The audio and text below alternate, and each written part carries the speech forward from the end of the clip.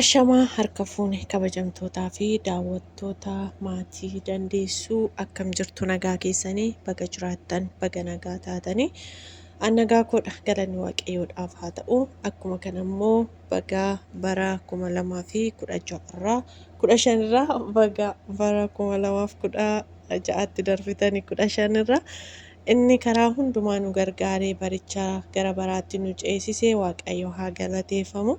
Egaa wanti hundumtuu yeroo qabaa yeroo isaatti ta'ee warra bara lakkaa'u taanerraa maatii koo akkam jirtu nagaa keessanii nagaa kooti galata waaqayyo. Egaa namni jireenya isaa keessatti bara lakkaa'u qofa osoo hin taane akkuma kana wantoota baay'eetu jira jechuudha. Jireenya ilma namaa keessatti wantoonni jijjiiramanii akkuma barri jijjiiramullee umuriin keenya akkuma kana jijjiiramaa deema dabalaa deema jechuudha. Egaa akkuma umuriin keenya jijjiiramu immoo jireenya keenya keessatti wanti baay'een nu mudachuu danda'u. Inni kaleessa bakka kaleessa jirurra har'a jiraachuu dhiisuu ni mala jechuudha. Kanaaf egaa wanti hundumtiyyuu yeroo isaatti yeroo qaba. Egaa har'a yaada xiqqoo tokko isiniif qabadhee dhufeen jira. Namni jireenya isaa keessatti wantoota waan baay'ee sirreessuu danda'a jechuudha. Jireenya ilma namaa keessatti immoo dhiifamni bakka guddaatti qaba jechuudha. Jaalalli dhiifamni hin jiru taanaan bu'aa hin qabu. Dhiifamni gaafa jiraate garuu waan hundumaa keessatti wanta baay'eetu ta'a jechuudha. Kanaaf namoota jireenya isaanii keessatti walitti bu'anii dhiifama walii gochuu didan fa'aa baay'eetu jira jechuudha. Jireenya keenya keessatti dhiifama gochuun barbaachisaadha isiniin jechuun asumaan dhaamsa kooti. Jaalala jechuunis egaa isa kanadha. Akkuma amma argaa jirru immoo kallattii adda addaatiin miidiyaa garaagaraa irratti bifa jaalalaatiin wanta baay'eetu jira jechuudha. Egaa isa kanarratti bu'aan isaas miidhaan isaas maal akka ta'e isinumtuu argaatii jirtu jechuudha. Tarii egaa barsiisuuf yookaan immoo wanta dhugaas ta'uu danda'a inni kuni. Kanaaf egaa isinoo jireenya keessan mana keessanitti maal fakkaata isiniin jechuun jaalladha. Asumaan illee egaa har'a waan isiniif himu jechuudha dandeessuuni jireenya ishee keessatti har'a biqiltuuwwan kana maaliif akkan qabadhee dhufe yookaan immoo suuraan akkasitti akkan isinii argisiise jechuudha. Biqiltuu baay'ee dhaabuun jaalladha. Biqiltuuwwan kunuunsuun jaalladha. Mana jiru keessatti illee waan baay'ee naan ajaa'ibu nan bichisiisa jechuudha. Nan bichisiisa wantoota bakka xiqqoo ishee argadhe taanaan biyyoo irratti wanti tokko dhaabamuu danda'u bichisiiseetaniin akka dhaabuuf jechuudha. Wantoota meenti shaayii ittiin danfifatan nan dhaabaa. Timaatimii immoo firee isaa bichisiisee firee isaatiin nan facaaseetaniin hin margaa ichi hin guddataa bishaan itti obaasna. Yeroo qorraallee hamma kana bishaan hin barbaadu garuu yeroo isaa kun hin jirretti bishaan nan obaasa. Wantoota akkasiitiin waaqayyoof haa galatu wantoota akkasiin hojjedha jechuudha. Isinoo mee maal fa'aa dhaabuu jaallattu kunuunsuu jaallattu? Ani wantoota akkasii kana kunuunsuu dhaabuu nan jaalladha jechuudha. Durattis xiqqoo ta'ee biyyatti wantoota akkasii kana dhaabuun jaalladha jechuudha. Yeroo tokko waan hin irraanfanne magaalaa deemeetaniin waan akka meexxii wayii jira. Garuu meexxiis miti baalleensa akka meexxiiti babbaqaqaa qaba garuu magaalaatti argee galeen dhaqee laga bu'ee buqqisee fideetaniin dhaabe jechuudha. Inni abbaan koo maal taate intala koo naan jedhanii achinnaan maarree kun ikkoo iddoo dhannee dhufne sana bara akka kanatti qe'ee keessa akka inni bareedu hin argine hin jedheen. Edaa gosa tokko miti inni lagatti callisee marguu fi akka kanatti immoo miidhagee kan taa'u odaa tokko miti. Isaan booda faazariin koo natti kolfaniyyuu dhagaaf sana jechuudha. Walumaa galatti biqiltuu dhaabuu nan jaalladha jireenya koo keessatti jechuudha. Baay'ee tokko sammuu kootiif boqonnaa naa laatu. Even karaallee yeroo deemu baqa marga xiqqoo isheellee arguu baannaan baay'ee tokko rifadha jechuudha. Baay'ee tokko rifadha nan dhiphadha maaliif akka ta'e hin beeku. Walumaa galatti magariisan jaalladha. Isinoo maal jaallattu waan jaallattanii naaf barreessaa jechuudha. Akkuma kanallee mudannoo biyya keessatti ani mucaa baadiyyaati jechuudha. Waan na mudate isiniif hima jechuudha. Na yeroo jalqabaatiif gara magaalaa yeroon deemudha kuni kan na mudate. Amma magaalaa deemnee akkas waggaa torba wayinan ta'a. I think torba natti fakkaata hin beeku garuu xiqqoo ol ta'uu koo hin beeka. Amma akkas faazarii koo wajjin kan hin deeme jechuudha. Yeroo jalqabaatiif daawwitii yookaan of laallee ishee guddaa keessatti guutummaadhuma qumatii yookaan hojjaa namaatiin nama mul'isu gaafa sanan argani. Isaan booda amma galagalee ilaala ittiin ciniinnadha natti ciniinnatti harka koo akkasitti akka nama dha'uttee akkanan jedhaa ishiinis akkuma kana jetti. Isaan booda baqa waan hin godhu dhabee uffatanii shaarbiin uffadhe akka siraan ofirraa fuudhu ishiin ofirraa fuutee yeroon deebisee ofirra buusti. Akka kanatti siqaayi koo argee atoona achi dhaabbadhee akka kana ta'u faazariin koo nagatee sokkeera. Kan isin hubachuudha faazariin nagatanii sokkanii isaan booda achumatti deebi'anii na argatanii wanta jireenya koo keessatti hin irraanfanne isa guddaadha kun jechuudha. Baay'ee waan nama ajaa'ibudha kuni. Na akkaataa kanatti akkanatti kana mudannoo akkasiin qaba. Inni lammataa immoo maal seetanii wanta lakkoofsi narratti hojjete jechuudha biyya Arabaa kanatti. Wanti lakkoofsi narratti hojjete nuuroon iyyuu bara kana Itoophiyaa miti addunyaa irratti hin hojjenne. Na baay'ee kan nama ajaa'ibudha. Lakkoofsa 40 kun egaa arba'aannedhaan kun baay'eema tokko nama rakkisa ture. Amma aannan danfisiitii baala shayii yookaan qixa shayii sana egaa arbaa sanatti naqinaan jedhanii gaafan ilaalu arbaan sun hin jiru hin ga'u arbaan ta'u akka kanatti dhaabbadhee eetoon bara lakkaa'u toon saatii lakkaa'u aannanis danfee qorree gaafa dhufan natti gaafatan arbaan kun akkasidha biyya keenyatti kun immoo arbaan ta'u jedheen ingilizii tokko xiqqoo tokko hin danda'a ture. Isaan booda akkasitti mee ijoollee koo akka kanatti isaan booda homaa miti akkas arbaa jechuun afurii dhadhanii naaf hiikanii ishee kanallee irraanfadhu jechuudha. Kan biraa immoo amma yericha roonani biyya Arabaa dhaqee yeroon isaa yeroo ho'aati.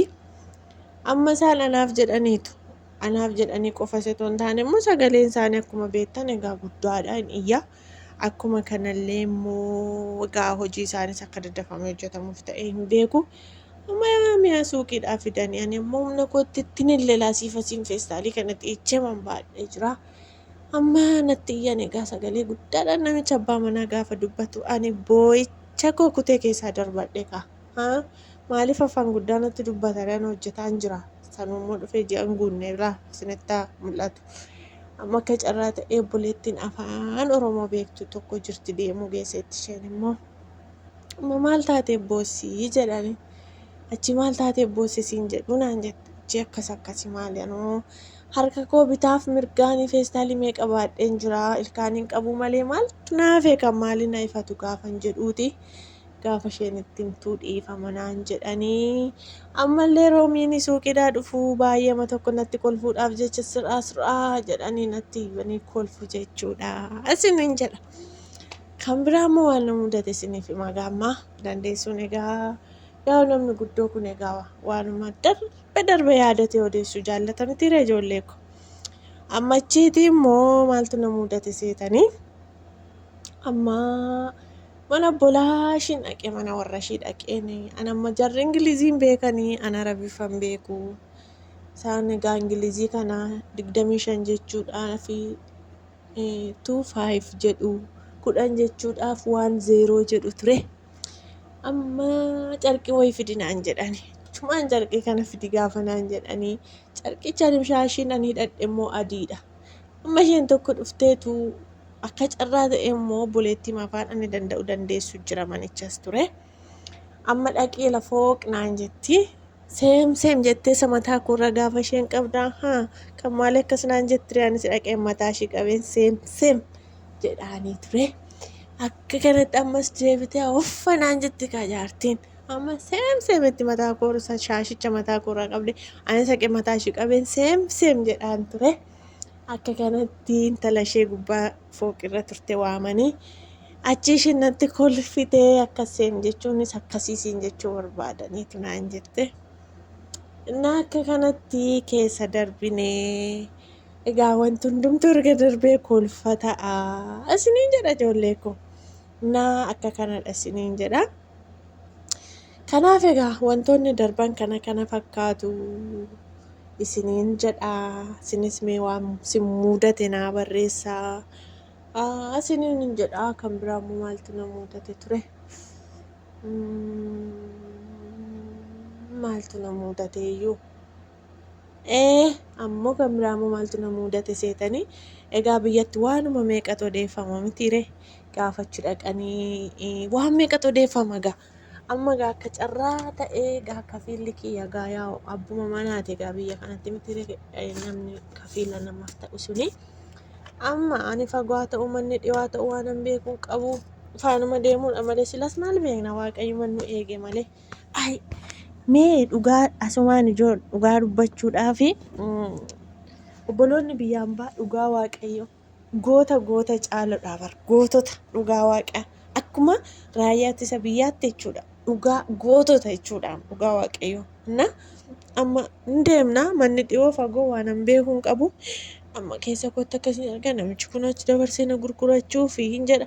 Maaliif ani suurri isaa kan waraqata irratti ani arge koppii isaa bilaakiidha gaa gurraachadha waan ta'eef. Egaa sirriitti si ilaallee gaa maqaa isaa si gaatee akka baluudhaan gaafadhaare. Ammachi namichi kun iddoo ta'e nageessaa yaa abbaa koo yaa waaqayyoon jedha. Akkamiin ta'an jedha ka ammannoo gaafa iddoo akka carraa ta'e immoo gaafa sana mana warra ishii jirti kaaniitiin. Manaan na ga'ee todaa ishiin achi jirti deebi. Yeroon dhufumee nama afaan Oromoo beeku nama lamatu jira. Achi gammachuun koo daangaa dhabe. Ammachiitii kanumaan otoo jirru amma mana galla jettee niitiin kaanee gaafa mana gallu sanu qalloo xinnoo tokkoon ture yeroo sana. Kaanee mana gallee amma gaa muudannoonni lammataas isheenoo bishaan haayilaandii saka naa fidde gaa waanuma argitan immoo hin fayyadaminaa dhugaa biyyaa waan meeqa odeessu mitiire. Manoon koo bishaan isheen naaf hinnaan suutee ilaala. Akkuma intiniitti immoo laala sayyuu beekte amma sangoota yeroo mi'aan ayichaa fa'aa sangoonni iddoo adda addaatti walitti dhufan akkam ol gaarreffatu. Akka kanattan ishii ilaala kaaniitii kan. Ammanoo isheenoo bishaanicharraa fuudheen ta'eetaniin bishaan koo achi kaawwadhee. Isaan booda amma isheenoo firaashii lafa naa buuste sireen borsii galaa jetteen talatti himteen talli natti himte maafirra fareega achi ansoolaa wayii naa kennite an akka biyyisaa ho'isaa akka antinii nama gubuun beeku maaliif uffataphii kana uffadhee rafaan jedha keessa kootti yeroon takka turu ho'isaa nama raffisu.